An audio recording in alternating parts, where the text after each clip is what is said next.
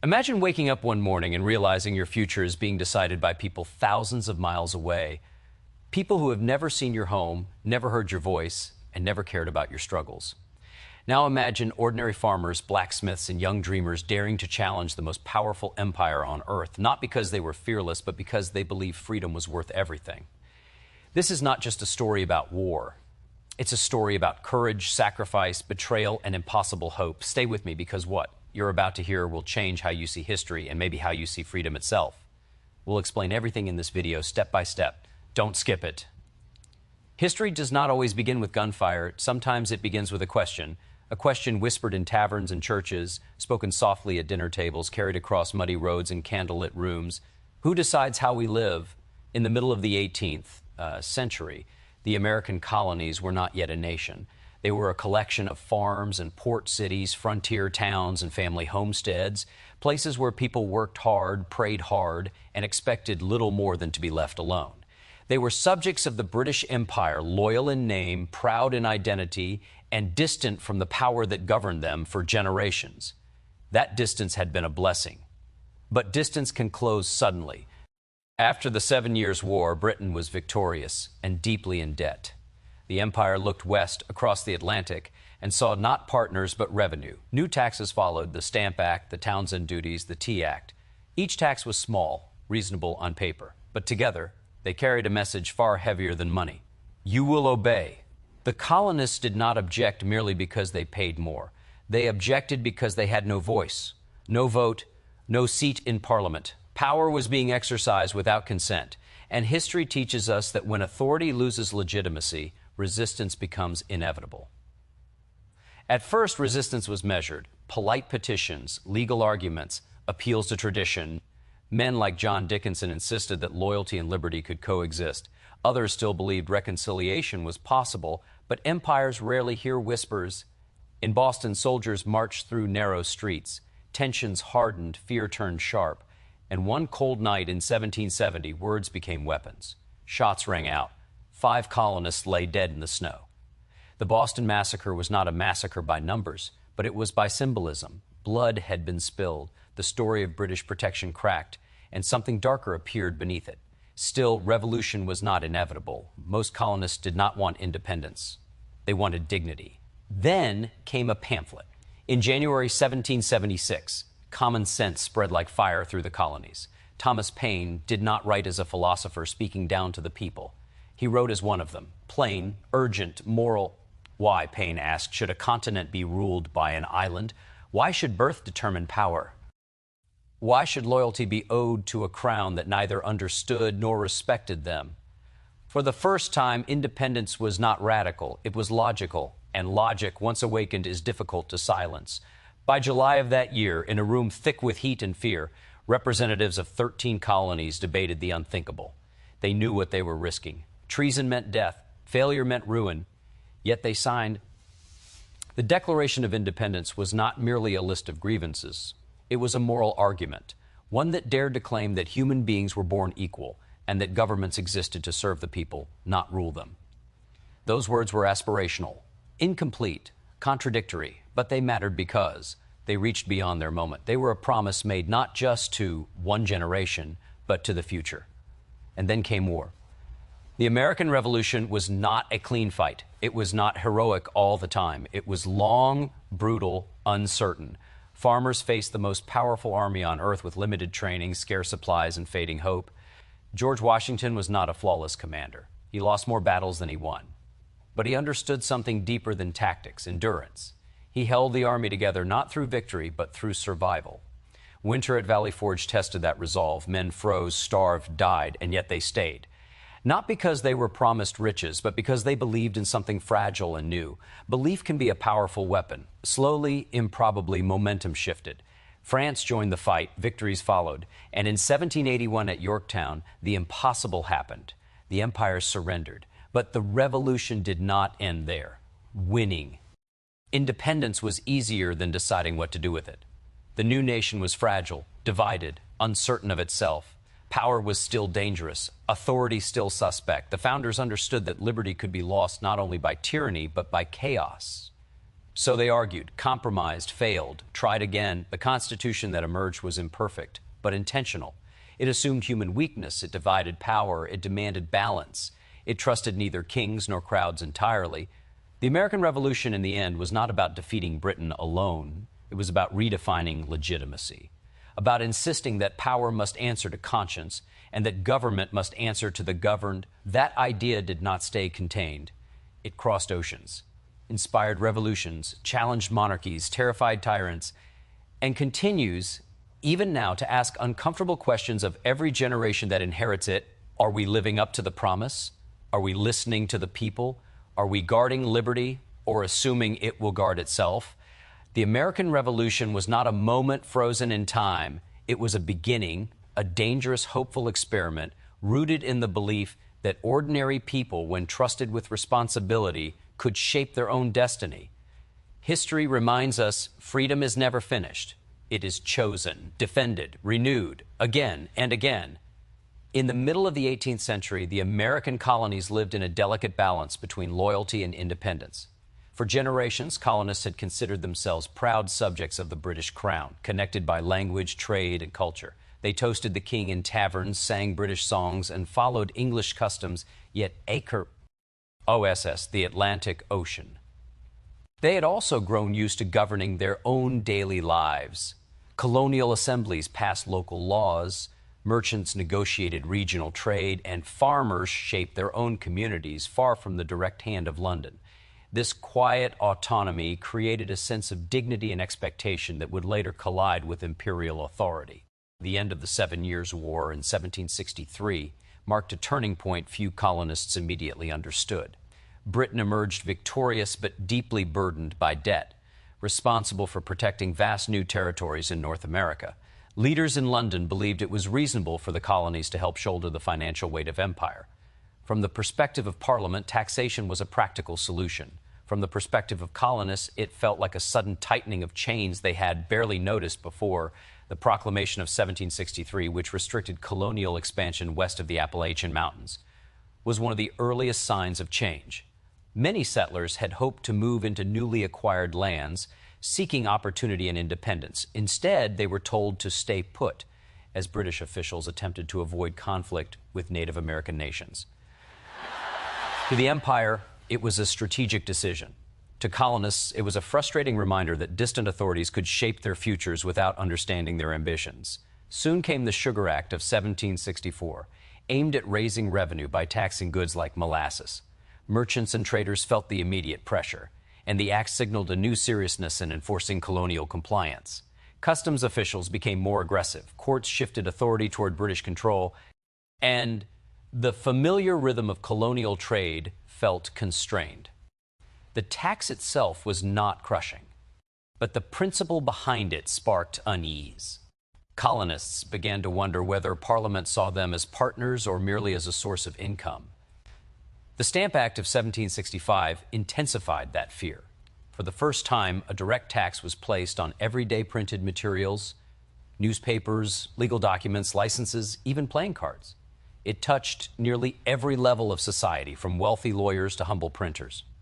More than the financial burden, the law carried symbolic weight. It reminded colonists that their voices were absent in the very institution imposing the rules. No taxation without representation. It was not just a slogan, it was a cry rooted in the English political tradition itself, a belief that rights came from consent. Resistance formed quickly but unevenly. Some colonists organized boycotts of British goods, hoping economic pressure would force Parliament to reconsider. Others gathered in protests, sometimes peaceful, sometimes violent. Effigies of tax collectors were hung in public squares. Crowds intimidated officials into resigning. Groups like the Sons of Liberty emerged, blending activism with anger, channeling the growing sense that colonial rights were under threat. Meanwhile, more cautious voices urged dialogue and legal appeals, fearing that unchecked rage could destroy the fragile social order. The Stamp Act Congress met in New York, bringing together representatives from several colonies to coordinate a response. It was an extraordinary moment, disparate regions recognizing a shared cause. Delegates drafted petitions, emphasizing loyalty to the crown while firmly rejecting Parliament's authority to tax without representation. The language was careful, respectful, yet firm. Colonists were not yet demanding independence.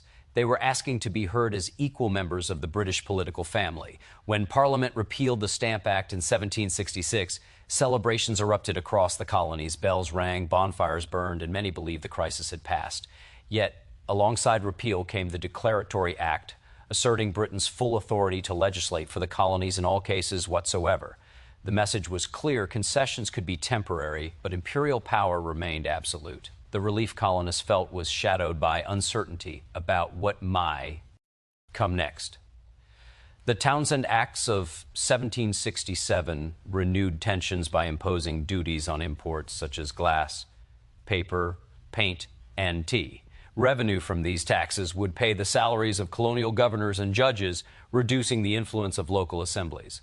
This shift struck at the heart of colonial self-governance. Political leaders like Samuel Adams argued that economic pressure must again be used to resist imperial overreach. Non-importation agreements spread, and women organized spinning bees to produce homemade cloth, turning everyday acts into expressions of political defiance. British troops arrived in Boston in 1768 to enforce order and protect customs officials. Their red uniforms and disciplined marches through narrow streets became daily reminders of imperial authority. Tensions between soldiers and civilians simmered, fueled by economic hardship and mutual suspicion. Arguments broke out in marketplaces and on docks. Words turned harsh. Trust dissolved into resentment. The presence of a standing army in a city that saw itself as loyal yet proud deepened the emotional divide between colony and empire. Political discourse grew sharper in pamphlets and newspapers. Writers debated constitutional rights, natural law, and the nature of legitimate power. Ordinary readers encountered arguments that questioned long-held assumptions about authority. Coffee houses and taverns transformed into spaces where philosophy and rumor mingled, where farmers and merchants discussed principles once reserved for elites. A sense of shared grievance slowly became a sense of shared identity. Colonial assemblies faced increasing pressure from royal governors who dissolved legislatures when Hay resisted British policy. This struggle over political voice made the abstract idea of representation painfully real. When elected bodies were silenced, colonists felt not only ignored but erased. Communities formed committees of correspondence to share information and coordinate resistance, creating networks that would later become the backbone of revolutionary organization. The economic boycotts had social consequences as well. Merchants struggled with lost profits, artisans adapted to new markets, and families debated whether to sacrifice comfort for principle. Choosing not to purchase imported goods became a moral statement, a declaration of solidarity with neighbors. The revolution's earliest seeds were planted not just in speeches but in small daily decisions made around kitchen tables and market stalls. Religious leaders added moral language to political arguments, preaching sermons that framed resistance as a defense of God-given rights. Congregations listened as familiar biblical stories were connected to contemporary struggles, strengthening the belief that liberty was not merely a political desire but a sacred trust. Emotional and spiritual dimensions intertwined with economic and legal debates, creating a powerful sense that the conflict was about identity as much as policy. As protests grew, so did divisions within colonial society. Loyalists feared chaos and remained committed to the crown, believing British governance ensured stability and protection. Patriots argued that submission would erode freedoms. Families and neighbors found themselves on opposite sides of arguments that grew more intense with each new law and each new confrontation. Community fractured under the weight of competing visions. For the early years of resistance in the American colonies were filled with petitions, speeches, and cautious debates. But beneath the surface, a different energy was building, an impatience born from repeated disappointment. Colonists who once believed they could negotiate fair treatment from Britain began to feel ignored and misunderstood. Each new law seemed less like a temporary mistake and more like a deliberate pattern of control. Conversations that once centered on rights within the empire slowly shifted toward the possibility that the empire itself had become the problem. Boston stood at the heart of this growing unrest. A bustling port city filled with merchants, laborers, sailors, and thinkers, it became a place where political tension was impossible to ignore. British soldiers marched through its streets not just as protectors of order, but as symbols of distant authority. Their presence was constant, visible, and unsettling. Competition for jobs between soldiers and civilians created resentment, while misunderstandings and insults escalated everyday encounters into confrontations that felt larger than the individuals involved. On the evening of March 5th, 1770, a crowd gathered in Boston, fueled by anger and frustration, snowballs mixed with stones and sharp words. British soldiers, tense and uncertain, faced civilians whose patience had run thin. In the chaos, shots were fired. 5 colonists fell dead. News of the event spread rapidly, carried by riders, newspapers, and whispered stories that grew more dramatic with each telling. Patriots described it as a brutal massacre, a deliberate attack on innocent citizens. Loyalists called it a tragic accident born from mob aggression. Regardless of perspective, the emotional impact was undeniable. Blood had been shed in the streets, and trust between colonists and soldiers eroded further. The Boston Massacre became a powerful tool for resistance leaders. Engravings circulated showing defenseless civilians cut down by uniformed troops. Speeches turned grief into outrage. Communities far beyond Massachusetts began to see the conflict not as a local dispute, but as a shared struggle against unchecked power. Yet even in anger, many colonists still hoped for reconciliation. The repeal of several Townshend duties shortly afterward created a brief calm, a moment when it seemed possible that tensions might ease and compromise might return. That fragile peace did not last. Parliament's decision to maintain a tax on tea while removing others was intended to assert authority without provoking widespread resistance. Instead, it reignited suspicion. Tea was more than a beverage. It was a daily ritual, a social symbol, and an economic staple. The Tea Act of 1773 allowed the British East India Company to sell tea directly to the colonies, undercutting local merchants. To many colonists, the law was not just about taxation, but about manipulation, an attempt to force acceptance of Parliament's right to tax by making the product cheaper. Resistance leaders framed the issue as a test of principle. Accepting the tea meant accepting Parliament's authority. Rejecting it meant standing firm against perceived tyranny. In Boston, tensions rose as ships carrying tea arrived in the harbor. Crowds gathered, meetings stretched late into the night, and debates grew increasingly urgent. Governor Thomas Hutchinson refused to allow the ships to leave without unloading their cargo, setting the stage for an act that would echo across history. On December 16, 1773, a group of colonists disguised themselves and boarded the ships under cover of darkness. Working with deliberate discipline, they opened chests of tea and dumped their contents into the icy water below. The Boston Tea Party was dramatic, symbolic, and deeply provocative. To supporters, it was an act of courageous defiance against unjust laws. To British officials, it was blatant vandalism and rebellion. News of the event traveled quickly, sparking both admiration and fear throughout the colonies and across the Atlantic. Britain's response came swiftly and harshly. The Coercive Acts of 1774, known in the colonies as the Intolerable Acts, closed Boston's port, altered Massachusetts' government, and allowed British officials accused of crimes to be tried elsewhere. The measures were designed to isolate Boston and restore order, but they had the opposite effect. Colonies that once viewed Massachusetts as extreme now saw it as a victim of excessive punishment. Supplies and support flowed into Boston from neighboring regions, strengthening a sense of unity that had previously been fragile. The First Continental Congress met in Philadelphia later that year, bringing together delegates from 12 colonies. These men did not yet see themselves as revolutionaries. Many still expressed loyalty to the king, hoping that firm protest would lead to negotiation. They drafted declarations asserting colonial rights and organized economic boycotts to pressure Britain into changing company.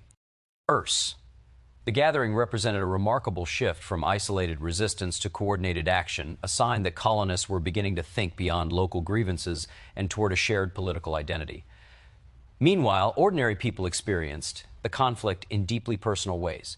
Merchants faced financial uncertainty as trade slowed. Farmers worried about market access. Families argued over loyalty and resistance. Pamphlets and sermons filled the air with competing narratives about justice, authority, and moral duty. The political became personal, shaping relationships and reshaping communities. Militias began to train quietly, preparing for the possibility that words might fail and force might become necessary. British leaders underestimated the emotional transformation taking place in the colonies. What had begun as frustration over taxes was evolving into a broader challenge to imperial power. Colonists no longer saw themselves merely as subjects requesting fairness, but increasingly as defenders of fundamental rights. Committees of safety formed to enforce boycotts and organize local governance, creating parallel structures that reduced reliance on royal authority. By early 1775, tensions reached a breaking point. British troops marched toward Lexington and Concord to seize colonial weapons and arrest resistance leaders. The confrontation that followed marked the transition from protest to armed rebellion. Shots fired on Village Green shattered any lingering illusions that peaceful compromise alone could resolve the conflict. Farmers and tradesmen took up arms, driven not only by political ideology, but by a sense that their homes, families, and dignity were under threat. The battles were chaotic and uncertain, fought by individuals who had once considered themselves loyal subjects. Confusion mingled with fear and determination. Smoke filled the air, muskets cracked, and the reality of war settled heavily over communities that had hoped to avoid it.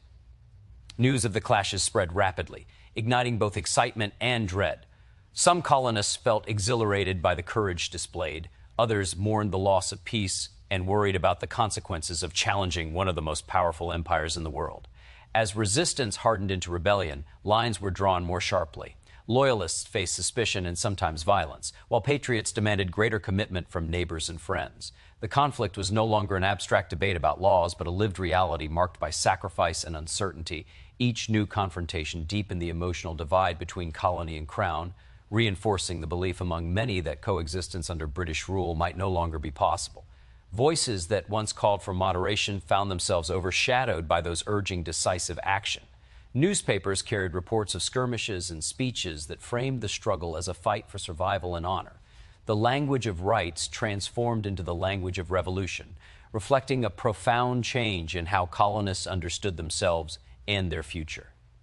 As militias gathered and leaders prepared for further conflict, the sense grew that history was accelerating, pulling ordinary people into extraordinary choices shaped by fear, hope, and the growing conviction that turning back might no longer be within their power as they watched the horror. Eyes undarken with the approach of more troops and the uncertain promise of battles yet to unfold across fields, towns, and fragile communities standing at the edge of a future by the winter of 1775, the American colonies stood suspended between fear and possibility. The sound of musket fire at Lexington and Concord had changed the tone of political debate, but the idea of independence still felt distant and dangerous to many. Most colonists did not yet imagine a future entirely separate from Britain. They still considered themselves English in heritage and tradition, connected to a history that shaped their laws and beliefs. Yet as violence spread and trust eroded, the question of what they truly were and what they might become began to echo across towns, farms, and crowded port cities. In this fragile moment, ideas became as powerful as armies. Pamphlets circulated rapidly, carried in saddlebags and passed hand to hand in taverns and marketplaces. Literacy rates in the colonies were unusually high for the era, and people consumed political writing with a hunger born from uncertainty. Farmers who had never studied philosophy debated the nature of rights, while artisans discussed the meaning of representation over shared meals. Conversations that once revolved around taxes and trade evolved into deeper reflections on human dignity, power, and moral responsibility. Among the many voices emerging during this time, one pamphlet transformed the political landscape with extraordinary force. Published anonymously in January 1776, Common Sense spoke directly to ordinary readers in clear, urgent language. Its author challenged the legitimacy of monarchy itself, arguing that hereditary rule was not only irrational, but unjust. Rather than appealing solely to legal tradition, the pamphlet framed independence as a moral necessity grounded in reason and natural rights. The words were bold, unsettling, and electrifying. Spreading through the colonies with remarkable speed, readers encountered ideas that reshaped how they saw their relationship with Britain. The notion that a distant island should govern a vast continent felt increasingly absurd when framed in simple terms. The argument that people were capable of governing themselves resonated deeply with communities that had long managed their own affairs.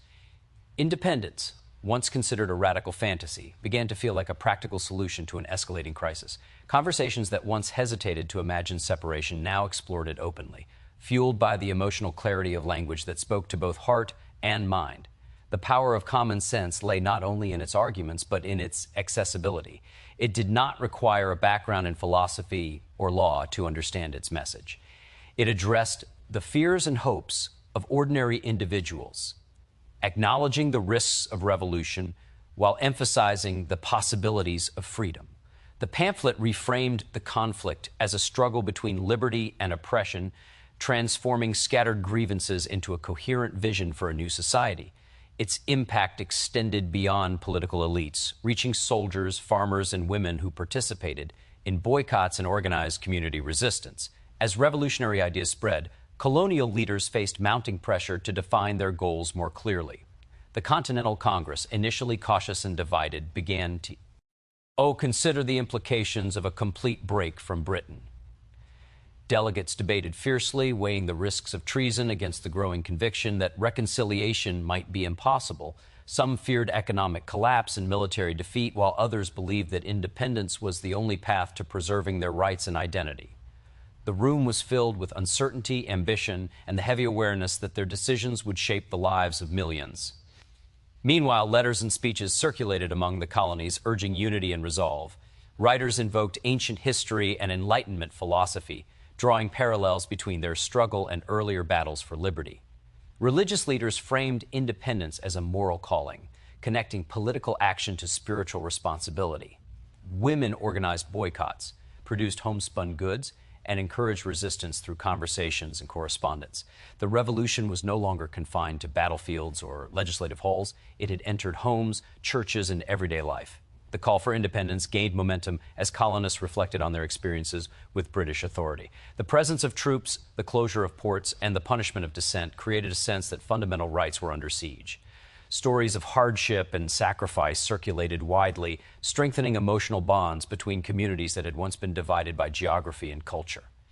The language of freedom began to shape not only political documents, but personal identities, encouraging individuals to see themselves as participants in a larger historical movement. In June 1776, a committee was formed to draft a declarati on explaining the colony's intentions to the world. The task was daunting: to justify rebellion against a powerful empire while articulating principles that could unite diverse regions and perspectives. The document that emerged blended legal reasoning with philosophical conviction, asserting that all people possessed inherent rights and that governments derive their authority from the consent of the governed. These ideas were not entirely new, but their bold application to a real political conflict gave them unprecedented weight. The drafting process was marked by intense debate and careful negotiation.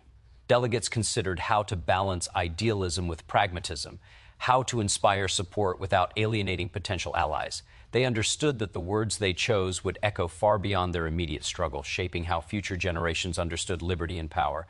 The language aimed not only to declare independence, but to frame the revolution as a universal cause rooted in justice and human dignity. On July 4, 1776, the Declaration of Independence was adopted, signaling a dramatic shift from resistance to nation building. Public readings transformed town squares into spaces of collective emotion. Bells rang, crowds gathered, and listeners heard words that described them not as subjects but as citizens. The Declaration served as both a legal announcement and a moral manifesto, inviting people to imagine a society built on principles rather than inherited authority. For many, the moment was exhilarating and terrifying at once, marking the beginning of a future filled with promise and peril. The ideas expressed in the Declaration carried profound contradictions. The claim that all people were created equal stood alongside a society that tolerated slavery and excluded women from political power. These tensions did not diminish the emotional force of the document, but revealed the complexity of the revolutionary vision. Some readers found hope in the ideals, believing they pointed toward a more just future. Others recognized the gap between rhetoric and reality, questioning whether the promises would ever be fulfilled. Revolutionary thought continued to evolve as war intensified. Pamphlets and newspapers debated the nature of republican government, the balance between liberty and order, and the responsibilities of citizenship. Soldiers carried pocket-sized versions of political writings into battle, drawing strength from the belief that they fought for principles larger than themselves.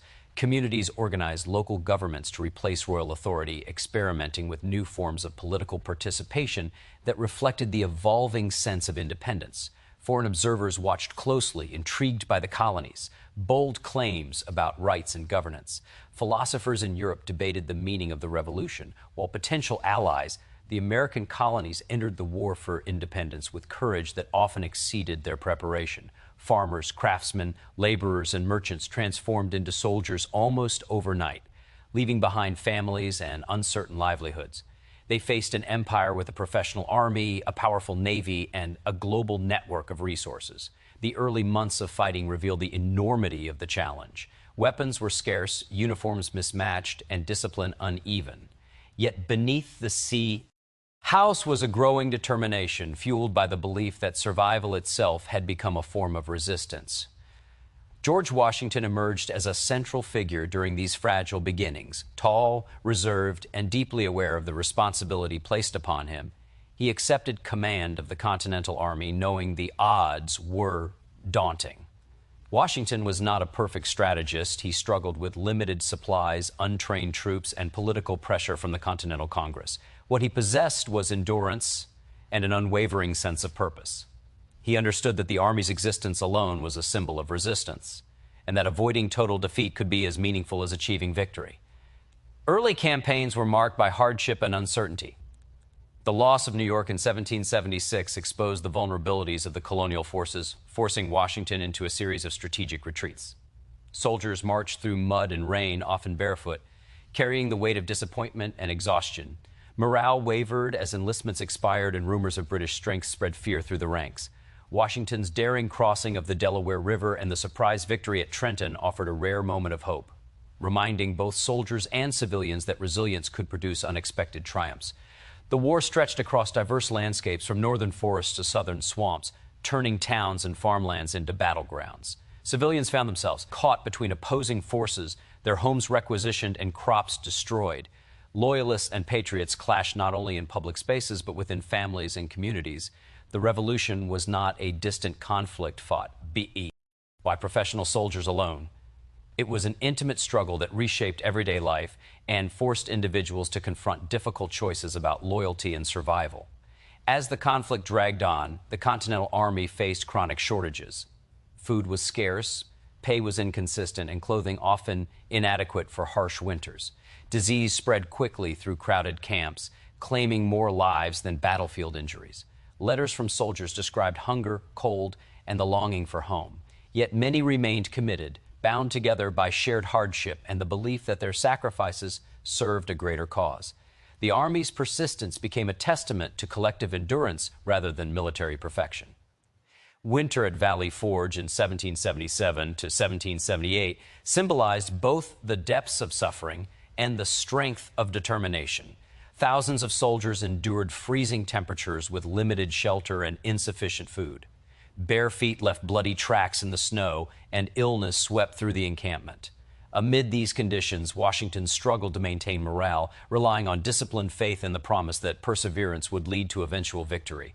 The arrival of Baron von Steuben, a Prussian military officer, introduced structured training and professional standards that transformed the Army into a more cohesive force capable of facing British troops on more equal terms. The war's turning point began to emerge with the American victory at Saratoga in 1777. The defeat of British General John Burgoyne's army demonstrated that colonial forces could achieve significant success against professional soldiers. News of the victory traveled across the Atlantic, convincing France that the American cause had potential. French support brought much-needed supplies, funding, and naval power, transforming the conflict from a regional rebellion into an international war. The presence of French allies boosted morale and signaled that the colonies were no longer alone in their struggle. Foreign volunteers also joined the fight, inspired by ideals of liberty and opportunity. Figures such as the Marquis de Lafayette formed close relationships with American leaders, blending European military experience with revolutionary enthusiasm.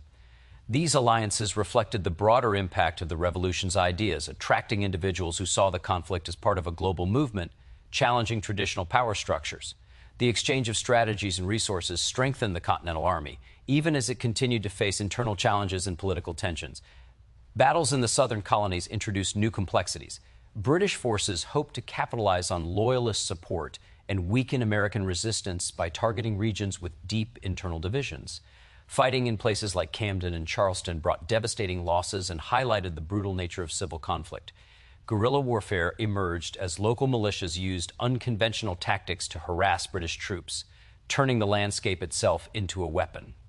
Leaders such as Nathaniel Greene adopted strategies focused on attrition, avoiding decisive defeat while gradually exhausting enemy resources. Throughout the war, Washington's leadership extended beyond battlefield decisions. He navigated political disputes within Congress, managed rivalries among officers, and addressed the fears of soldiers whose commitment wavered under prolonged hardship. His ability to maintain unity among diverse colonies was as important as any tactical maneuver. He emphasized the moral dimension of the struggle, reminding troops that their endurance represented a broader quest for self-governance and dignity. Women played essential roles behind the scenes, managing farms and businesses, while men served in the Army. Some followed the troops as camp followers, providing food, laundry, and medical care. Others participated in espionage networks, gathering intelligence that proved critical to military planning. Their contributions reflected the collective nature of the war effort, demonstrating that victory depended not only on soldiers, but on entire communities working together under immense strain. The war's final chapter unfolded at Yorktown in 1781. Coordinated efforts between American and French forces trapped British General Cornwallis's army, cutting off escape by land and sea. The siege combined careful planning with international cooperation, showcasing how far the Continental Army had evolved since its uncertain beginnings. When Cornwallis surrendered, the moment symbolized more than a military victory. It represented years of sacrifice, persistence, and belief in the possibility of independence. Even after major fighting ended, the emotional scars of the war remained visible. Soldiers returned home to uncertain futures, communities struggled to rebuild, and political leaders faced the challenge of transforming a wartime alliance into a functioning nation. The war for survival had tested every aspect of colonial society, forging bonds of shared hardship and shaping a new sense of identity rooted in endurance and collective purpose as exhausted soldiers stood beneath unfamiliar skies listening to the quiet after years of musket fire while families waited across distant fields, hoping the fragile promise of peace would hold long enough for them to rebuild lives forever changed by the long struggle that had demanded everything they possessed and more.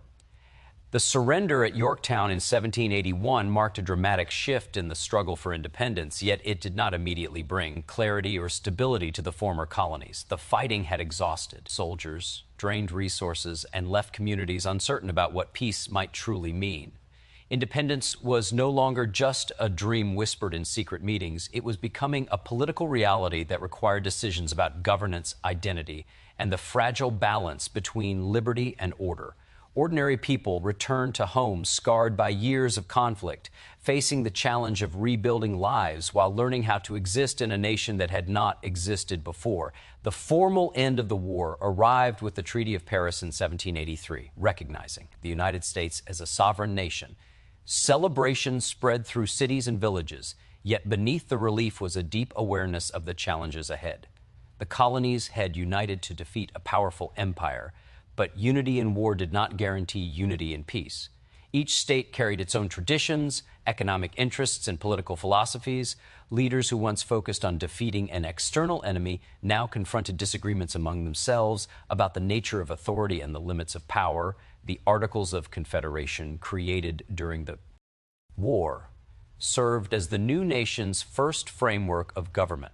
Designed to prevent tyranny, the system granted significant independence to individual states while leaving the central government weak. Congress struggled to raise funds, regulate trade, or maintain a standing army.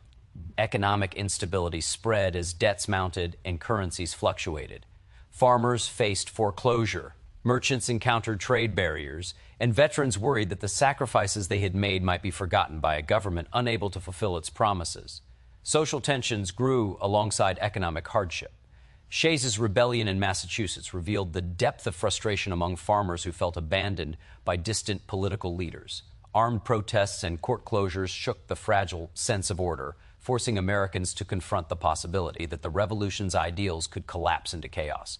Many began to question whether a government too weak to maintain stability could truly protect liberty. Fear of internal disorder joined the lingering fear of external threats, creating urgency around the need for a stronger national framework. In 1787, delegates gathered in Philadelphia for a convention initially intended to revise the Articles of Confederation. Instead, they embarked on a bold experiment, designing a new system of government capable of balancing power and freedom. The debates were intense and often divisive. Large states and small states argued over representation, while disagreements over slavery revealed deep moral and political fractures within the young nation. Compromise became the only path forward, shaping a constitution that reflected both idealism and pragmatism. The assaulting document established a federal structure dividing authority among legislative, executive, and judicial branches. Checks and balances were designed to prevent any single institution from dominating the others. Delegates understood the dangers of concentrated power, but also recognized the need for a government strong enough to function effectively. The Constitution was not a perfect solution. It was a living framework shaped by human fears, ambitions, and hopes. Its ratification sparked fierce debate across the states as supporters and critics argued about the risks and promises of the new system. The Federalist Papers emerged during this period as persuasive essays defending the Constitution's vision. Writers emphasized the importance of unity, the dangers of factionalism, and the necessity of balancing liberty with order. Opponents, known as anti-federalists, warned that a strong central government could threaten individual freedoms and state sovereignty.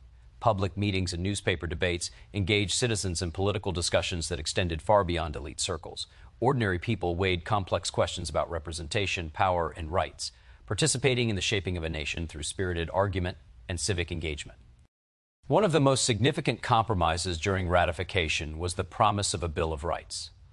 Many Americans demanded explicit protections for individual liberties, fearing that abstract guarantees were insufficient. The first 10 amendments addressed concerns about freedom of speech, religion, assembly, and due process, embedding the Revolution's ideals into the legal foundation of the country. These amendments reflected a recognition that liberty required constant protection, not blind trust in leaders or institutions. The birth of the new nation also brought challenges related to identity and inclusion. Indigenous nations faced continued displacement as settlers expanded westward, while enslaved people remained bound within a system that contradicted the rhetoric of equality. Women, though active participants in boycotts and community organization during the Revolution, were largely excluded from formal political power. These contradictions revealed the limits of the revolutionary vision, exposing the tension between ideals and reality that would continue to shape American history for generations. Internationally, the success of the American Revolution captured global attention.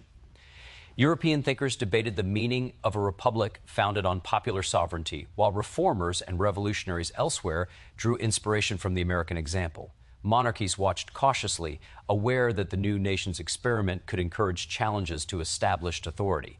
Diplomatic efforts by American leaders sought recognition and alliances, navigating a complex world where former colonies had become an independent player on the international stage. The early years of independence were marked by uncertainty, but also by a growing sense of shared identity. National symbols, public ceremonies, and political traditions began to take shape, reinforcing the idea that diverse states could function as a single nation. Elections introduced peaceful transfers of power, setting precedents that would influence future generations. Leaders grappled with foreign policy challenges, economic development, and internal divisions, attempting to translate revolutionary ideals into practical governance. George Washington's presidency became a unifying force during this fragile period. His reputation as a wartime leader lent credibility to the new government, while his decision to step down after 2 terms established a powerful precedent against lifelong rule.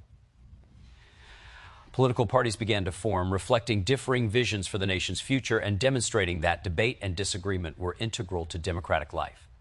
Citizens learned to navigate a political landscape where participation, criticism, and compromise became part of the national character. As the United States struggled to define itself, the Revolution's legacy extended beyond borders. Ideas about rights, representation, and popular sovereignty influenced movements in France, Latin America, and beyond. The American experiment demonstrated that a colony could challenge an empire and attempt to build a government based on consent rather than inheritance. Observers around the world watched closely, analyzing both the achievements and the contradictions of a nation that claimed universal principles while grappling with internal divisions. The birth of the United States did not resolve all the questions raised during the Revolution. Instead, it opened a new chapter filled with ongoing debates about the meaning of freedom, the scope of equality, and the responsibilities of citizenship. Communities continued to negotiate the balance between local identity and national unity, shaping traditions that would evolve over time. Political leaders faced crises that tested the resilience of the constitutional system, while citizens carried forward the revolutionary spirit through activism, reform movements, and civic engagement that reflected a continuing struggle to define what it meant to live within a republic founded on promises that were both inspiring and unfinished as the young nation moved forward into uncertain decades, guided by fragile institutions, contested ideals, and the enduring belief that ordinary people could shape their collective destiny through courage, argument, and an unsteady but persistent commitment to the experiment they had begun together. Thanks for watching this video. And Don T, forget to like and subscribe.